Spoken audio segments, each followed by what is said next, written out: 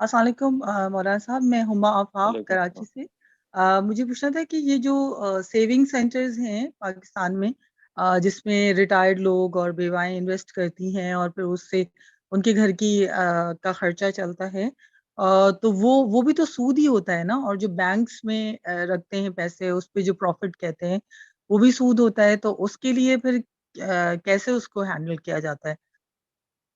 ये क्योंकि ये भी कॉमन सवाल है, अक्सर किया जाता रहता है इसको, जो मैंने बारहा अपने तौर पर देखा है। तो आयतुल्लाह सिस्तानी का फतवा इस एतबार से ये कि अगर आप किसी जगह पर, ऐसी जगह पे कि जहाँ पे आप लेना नहीं चाहते, कोई आपको जबरदस्ती पैसे दे रहा है, तो आप हाफ यूज कर सकते हो, हाफ आपको मुस्तहकिन को देना होगा। लेकिन रहबर की रूलिंग इस बारे में बिल्कुल वाज़ेह है। रहबर कहते हैं कि आप इस्तेमाल नहीं कर सकते ना। उनका सोल्यूशन क्या होना चाहिए, उसका यानी हल क्या होना चाहिए, ये टेक्निकली फकीह की जिम्मेदारी नहीं है कि वो उनको ये सोल्यूशन निकाल के दे कि अगर आपके पास ये सोल्यूशन नहीं तो आपने क्या करना है।